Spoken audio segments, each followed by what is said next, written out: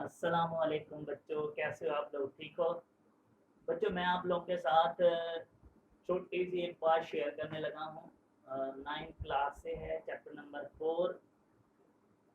मैं आपको पहले पढ़ा चुका हूँ कोवलेंट बॉन्ड क्या होता है, कोऑर्डिनेट कोवलेंट बॉन्ड क्या होता है, आयोनिक बॉन्ड क्या होता है और सब कुछ।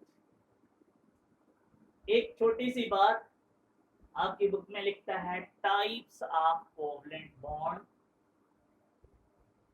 और कहता है कोवलेंट बॉन्ड दो तरह के होते हैं। एक होते हैं जी नॉन पोलर कोवलेंट बॉन्ड, और दूसरे वाले हैं पोलर कोवलेंट बॉन्ड। अच्छा, कोवलेंट बॉन्ड के बारे में आप जानते हो कि वो बॉन्ड जो दो एटम के बीच में म्यूचुअल शेयरिंग ऑफ इलेक्ट्रॉन से बनेगा, उसे हम क्या बोलेंगे? Covalent bond. और आप पूरे डिटेल में मैं आपको समझा चुका हूँ। अगर आपने नहीं सुना तो आप मेरा पीछे वाला लेक्चर कोवलेंट बॉन्ड के ऊपर सुन सकते हैं।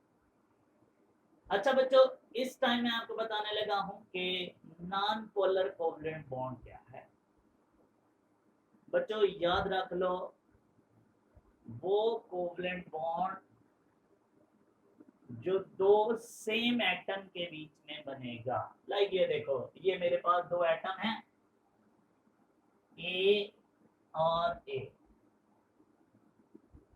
इन दो सेम एटम के दरमियान बनने वाला ये कोवलेंट बॉन्ड क्या कहलाएगा? Non polar covalent bond.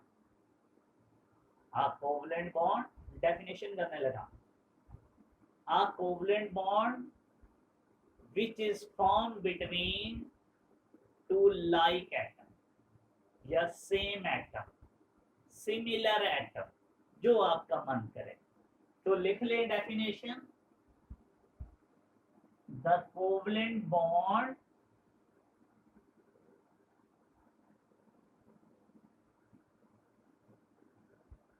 formed between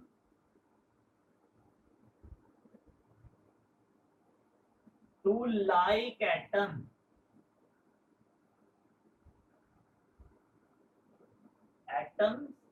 is called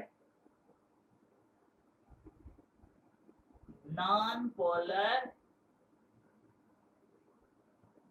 covalent bond। बच्चों फॉर एग्जाम्पल मैं आपके साथ दो एग्जाम्पल शेयर करने लगा। ये देखो बच्चों, ये मेरे पास एक हाइड्रोजन है, इसके पास एक क्या होता है? Electron plus. ये दूसरा हाइड्रोजन है, इसके पास भी एक क्या है? इलेक्ट्रॉन। एक एटम के इलेक्ट्रॉन को मैंने डॉट से शो किया, दूसरे के क्रॉस से। बच्चों ये दोनों मैं आपको पहले बता चुका हूं कि ये बॉन्ड क्यों बनाते हैं, सारी स्टोरी। ये दोनों स्टेबल होना चाहते हैं, इसलिए ये आपस में एक दूसरे के साथ इलेक्ट्रॉन क्या कर लेते हैं? शेयर। कैसे? इस तरीके से ये हाइड्रोजन अपना इलेक्ट्रॉन ले आता है, दूसरे वाला हाइड्रोजन अपना इलेक्ट्रॉन ले आता है, और इनके दरमियान ये क्या बन जाता है बच्चों? इस तरीके से एक कोवलेंट बॉन्ड।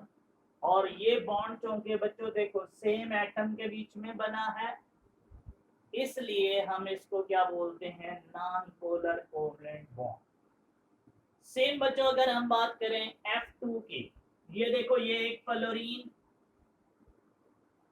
अगर मैं फ्लोरीन की इलेक्ट्रॉनिक कॉन्फ़िगरेशन बताऊं तो बच्चों फ्लोरीन का एटॉमिक नंबर होता है 9। इसके पहले शेल में होते हैं 2 इलेक्ट्रॉन, दूसरे और आखिरी शेल में होते हैं 7। और वो 7 कैसे होते हैं? ये देखो, ये मैं बना के दिखा देता हूं। 3 होते हैं ऐसे लोन पेयर, और एक होते हैं अनपेयर्ड इसके पास।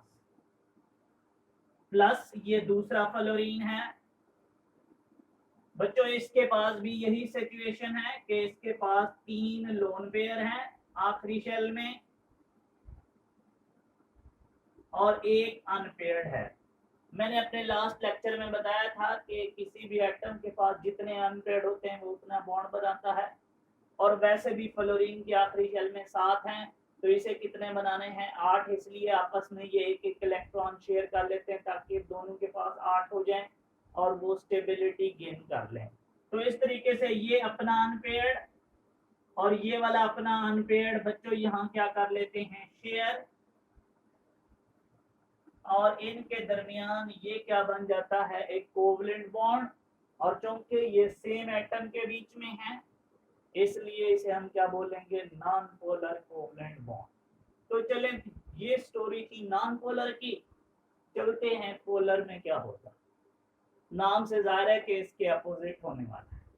यहाँ दो सेम एटम के दरमियान बॉन्ड है, वहां दो डिफरेंट एटम के दरमियान हो जाएगा। जैसे ये देखो एक है ए तो दूसरा है बी, इन ए और बी के दरमियान बच्चों ये जो कोवलेंट बॉन्ड है इसका नाम क्या होगा पोलर कोवलेंट बॉन्ड। तो हम डिफाइन कर लेते हैं the covalent bond between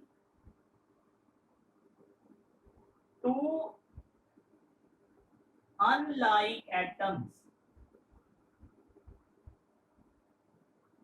is called polar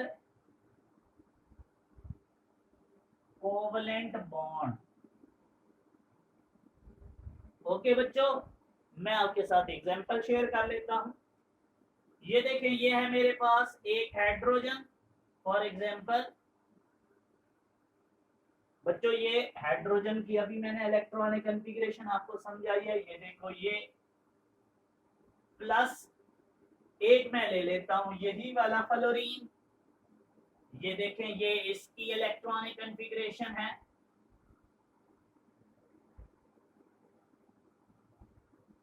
इसके पास 3 क्या होते हैं लोन पेयर और एक क्या होता है अनपेयर।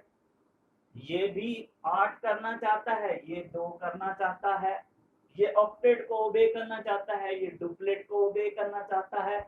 इसलिए ये दोनों इलेक्ट्रॉन एक दूसरे के साथ शेयर कर लेते हैं और इसके दरमियान एक कोवलेंट बॉन्ड बन जाता है इस तरीके से।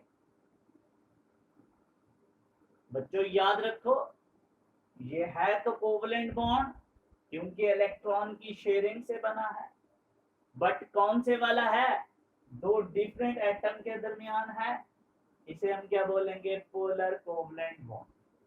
तो इस तरीके से ये जो बॉन्ड बना हुआ है दो डिफरेंट एटम के बीच में बच्चों इसे हम क्या बोलते हैं पोलर कोवलेंट बॉन्ड। तो चलें जी ये छोटी सी बात थी, और भी आप अपनी मर्जी से एग्जांपल ले सकते हो, लाइक वाटर ले लो, अमोनिया ले लो, CO2 ले लो, CO ले लो, जितने भी हमारे पास माशाल्लाह वैरायटी मौजूद है। तो आप कोई और एग्जांपल भी देख सकते हो। बस इतना याद रखना है कि बॉन्ड हो कोवलेंट। लाइक ये देखो एक और आपको कंफ्यूजन के लिए जरा दूर करो, ये देखो ये NaCl है। बच्चों याद रख लो ये NaCl यहाँ एटम तो ये दो डिफरेंट हैं, बट ये जो बॉन्ड बना हुआ है ये कोवलेंट ही नहीं है, ये क्या होता है आयोनिक बॉन्ड है। इसमें आप पहले पढ़ चुके हो एक इलेक्ट्रॉन इसने ट्रांसफर किया हुआ है मुकम्मल तौर पे उस दूसरे को। तो ये बॉन्ड बच्चों क्या है आपके पास दो डिफरेंट एटम के दरमियान तो है, लेकिन बॉन्ड कौन सा है आयोनिक। तो आप इसको नहीं बोल सकते पोलर कोवलेंट बॉन्ड। पहले पोलर कोवलेंट बॉन्ड बोलने के लिए जरूरी है दो चीजें होना, एक तो बॉन्ड कौन सा हो कोवलेंट मींस म्यूचुअल शेयरिंग से बना हो, और एटम भी दो क्या हो डिफरेंट, तो उसे क्या बोलेंगे पोलर कोवलेंट बॉन्ड। तो ये छोटी सी बात थी, मैंने कहा आपके साथ शेयर कर दूं। इसको एंजॉय करो। Good luck, thank you so much, Allah.